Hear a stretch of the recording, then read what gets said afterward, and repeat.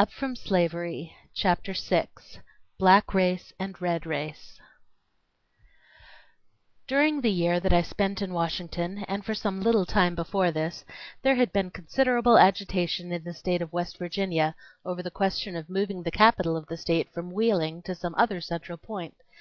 As a result of this, the legislature designated 3 cities to be voted upon by the citizens of the State as the permanent seat of government. Among these cities was Charleston, only 5 miles from Malden, my home. At the close of my school year in Washington, I was very pleasantly surprised to receive, from a committee of 3 white people in Charleston, an invitation to canvass the State in the interests of that city.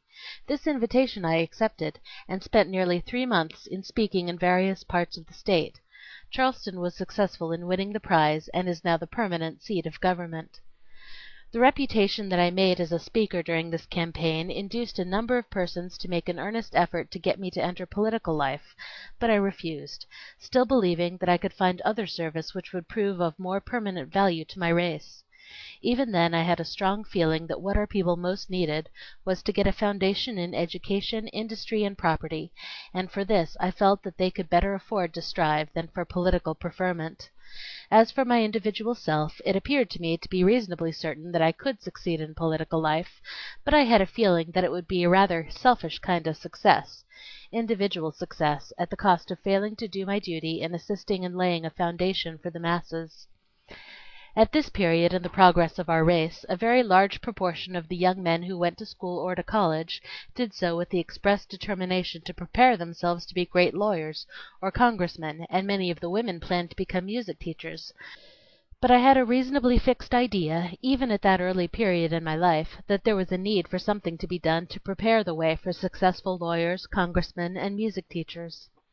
I felt that the conditions were a good deal like those of an old colored man, during the days of slavery, who wanted to learn how to play on the guitar. In his desire to take guitar lessons, he applied to one of his young masters to teach him, but the young man, not having much faith in the ability of the slave to master the guitar at his age, sought to discourage him by telling him, "Uncle Jake, I will give you guitar lessons, but, Jake, I will have to charge you $3 for the first lesson, $2 for the second lesson, and $1 for the third lesson, but I will charge you only 25 cents for that last lesson." Uncle Jake answered, "All right, boss, I hires you on dem terms, but, boss, I want you to be sure and give me that last lesson first." Soon after my work in connection with the removal of the capital was finished, I received an invitation which gave me great joy, and which at the same time was a very pleasant surprise. This was a letter from General Armstrong, inviting me to return to Hampton at the next commencement to deliver what was called the postgraduate address. This was an honor which I had not dreamed of receiving. With much care I prepared the best address that I was capable of. I chose for my subject, "The Force that Wins." As I returned to Hampton for the purpose of delivering this address, I went over much of the same ground, now, however, entirely covered by railroad, that I had traversed nearly 6 years before, when I first sought entrance into Hampton Institute as a student. Now I was able to ride the whole distance in the train. I was constantly contrasting this with my first journey to Hampton. I think I may say, without seeming egotism, that it is seldom that 5 years have wrought such a change in the life and aspirations of an individual. At Hampton I received a warm welcome from teachers and students. I found that during my absence from Hampton the Institute each year had been getting closer to the real needs and conditions of our people, that the industrial reaching, as well as that of the academic department, had greatly improved. The plan of the school was not modeled after that of any other institution then in existence, but every improvement was made under the magnificent leadership of General Armstrong, solely with the view of meeting and helping the needs of our people as they presented themselves at the time. Too often, it seems to me, in missionary and educational work among underdeveloped races, people yield to the temptation of doing that which was done 100 years before, or is being done in other communities 1,000 miles away. The temptation often is to run each individual through a certain educational mold, regardless of the condition of the subject or the end to be accomplished. This was not so at Hampton Institute. The address which I delivered on Commencement Day seems to have pleased everyone, and many kind and encouraging words were spoken to me regarding it. Soon after my return to my home in West Virginia, where I had planned to continue teaching, I was again surprised to receive a letter from General Armstrong, asking me to return to Hampton, partly as a teacher, and partly to pursue some supplementary studies. This was in the summer of 1879. Soon after I began my first teaching in West Virginia, I had picked out four of the brightest and most promising of my pupils, in addition to my two brothers, to whom I have already referred, and had given them special attention with the view of having them go to Hampton. They had gone there, and in each case the teachers had found them so well prepared that they entered advanced classes. This fact, it seems, led to my being called back to Hampton as a teacher. One of the young men that I sent to Hampton in this way is now Dr. Samuel E. Courtney, a successful physician in Boston, and a member of the school board of that city.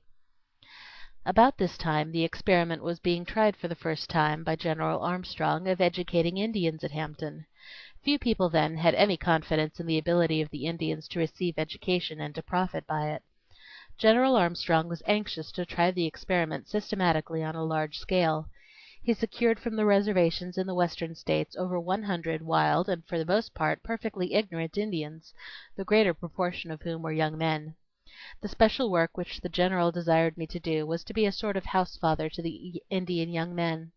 That is, I was to live in the building with them and have the charge of their discipline, clothing, rooms, and so on.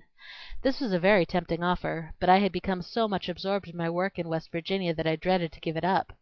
However, I tore myself away from it. I did not know how to refuse to perform any service that General Armstrong desired of me. On going to Hampton, I took up my residence in a building with about 75 Indian youths. I was the only person in the building who was not a member of their race. At first I had a good deal of doubt about my ability to succeed. I knew that the average Indian felt himself above the white man, and of course he felt himself far above the Negro, largely on account of the fact that the Negro having submitted to slavery, a thing which the Indian would never do. The Indians in the Indian Territory owned a large number of slaves during the days of slavery. Aside from this, there was a general feeling that the attempt to educate and civilize the red men at Hampton would be a failure. All of this made me proceed very cautiously, for I felt keenly the great responsibility. But I was determined to succeed. It was not long before I had the complete confidence of the Indians, and not only this, but I think I am safe in saying that I had their love and respect. I found that they were about like any other human beings, that they responded to kind treatment and resented ill treatment. They were continually planning to do something that would add to my happiness and comfort. The things that they disliked most, I think, were to have their long hair cut, to give up wearing their blankets, and to cease smoking, but no white American ever thinks that any other race is wholly civilized until he wears the white man's clothes, eats the white man's food, speaks the white man's language, and professes the white man's religion.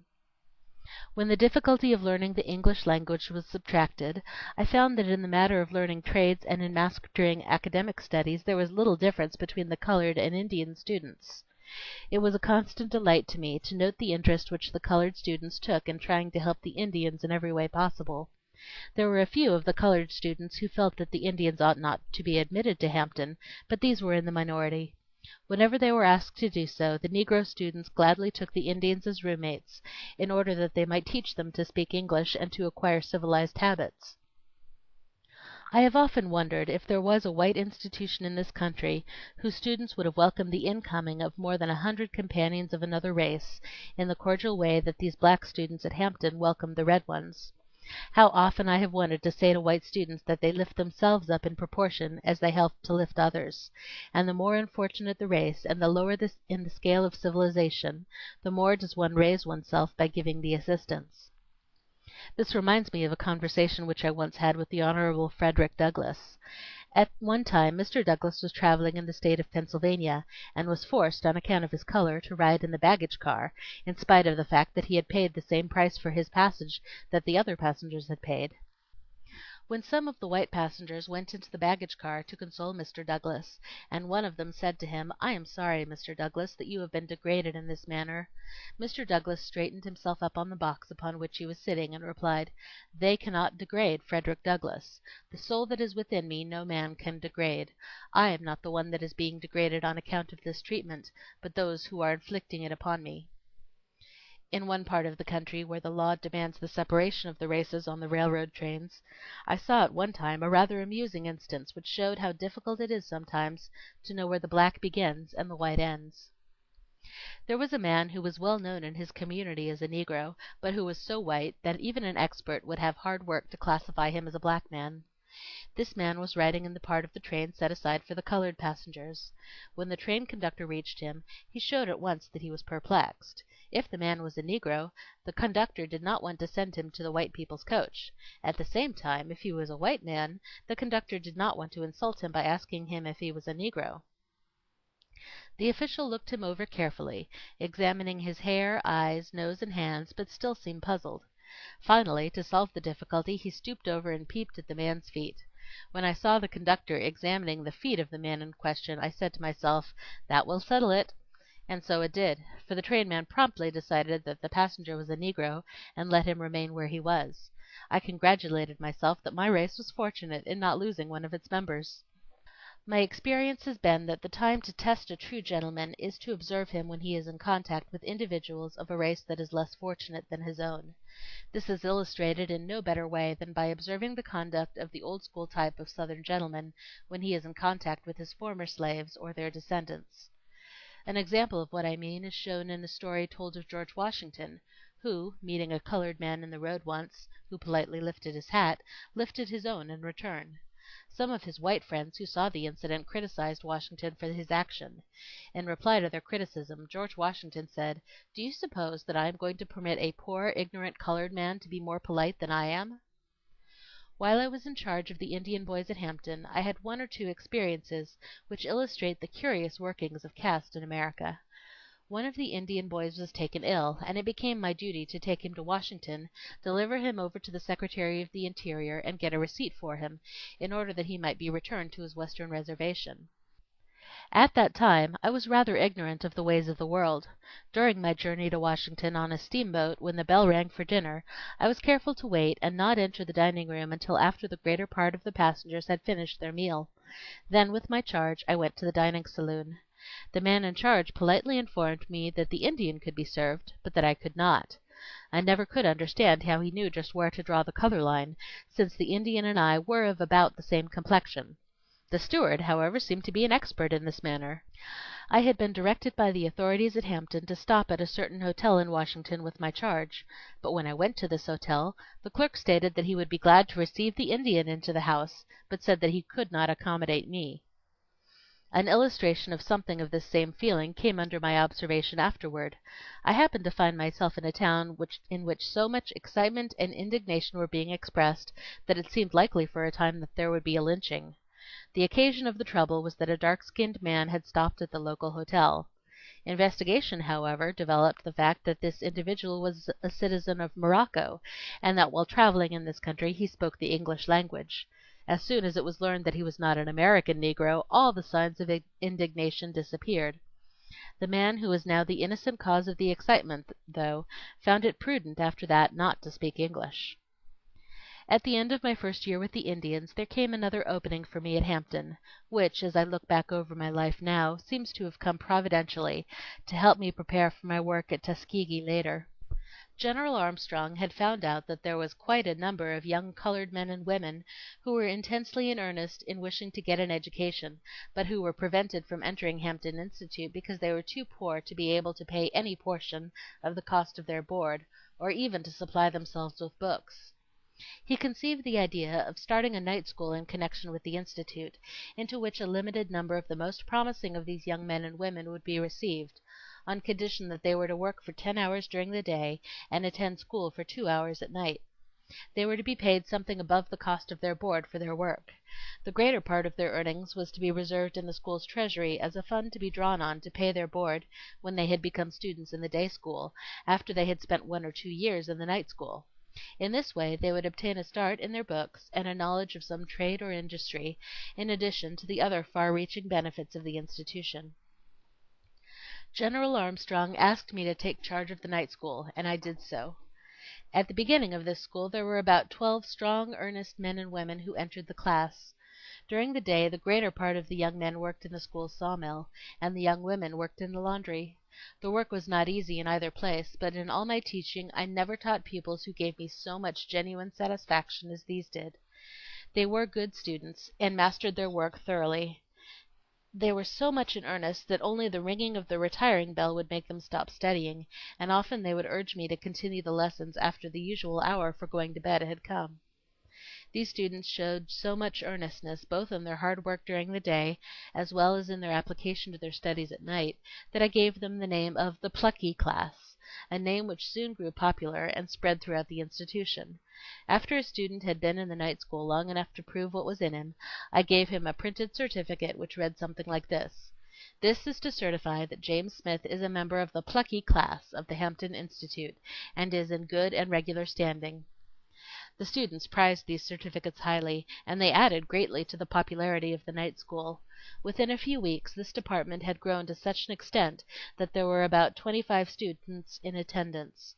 I have followed the course of many of these 25 men and women ever since then, and they are now holding important and useful positions in nearly every part of the South. The night school at Hampton, which started with only 12 students, now numbers between 300 and 400, and is one of the permanent and most important features of the institution. Chapter 7